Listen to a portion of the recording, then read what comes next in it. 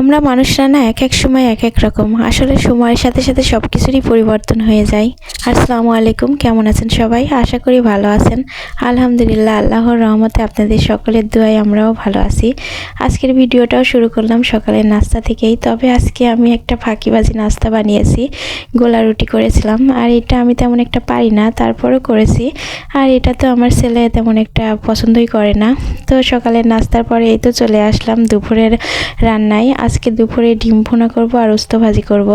তো ডিমগুলো আমি সেদ্ধ দিয়েছিলাম, তারপরে ডিমগুলো ছিলে নিয়েছি। আর এখানে সব রকম কোটা বাছাগুলো আমি করে নিয়েছি, করে রেডি করে নিয়েছি। সব কিছু রেডি করে নিয়ে রান্নায় আসলে রান্নাটা তেমন একটা দেরি হয় না। দুই চুলায় চড়াই দিলে রান্না তাড়াতাড়ি হয়ে যায়। তো এখানে আমি ভাজিটাও চড়াই দিয়েছি। ভাজি চড়ানোর পরে এই তো আমি ডিমগুলো ভেজে নিচ্ছি। আসলে একটা সময় ছিল, অনেক মানুষের মধ্যে থাকতাম, কথা বলতাম, বাহিরে যেতাম। আর এখন কেন জানি একা থাকতেই বেশি ভালো লাগে, তেমন একটা কথা বলতে ভালো লাগে না। আর বাইরে প্রয়োজন ছাড়া তো যেতে ইচ্ছেই করে না। আসলে সব কিছুই সময়ের সাথে পরিবর্তন হয়ে যায়, বয়সের সাথে পরিবর্তন হয়ে যায়। আর বয়সের সাথে সাথে সব মানুষেরই জীবনে অনেক পরিবর্তন চলে আসে। আসলে আমাদের জীবনটাই এক এক সময় এক এক রকম। এক এক সময় আমরা ছোট সময় একরকম ছিলাম, বিয়ের আগে একরকম, বিয়ের পরে এক এক রকম। তো এটাই আসলে বাস্তব। তো আমাদের চোখের সামনে আমাদের কত আপন মানুষ চলে গেল, ভাবতে অনেক কষ্ট লাগে। তো আসলে এগুলো কিছু করার নাই, মেনে নিতে হয়, কারণ এটাই নিয়তি। আমাদেরকেও একদিন চলে যেতে হবে।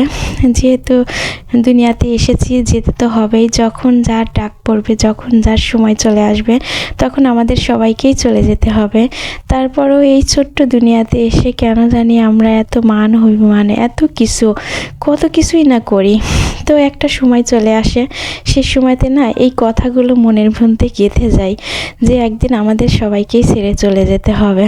তো আসলেই এই ডিসেম্বর মাসটা আমার জীবনে অনেক বড় কষ্টের একটা মাস। আমার জীবনের সবচাইতে সেরা মানুষটাকে আমি এই মাসেই হারিয়ে ফেলেছি।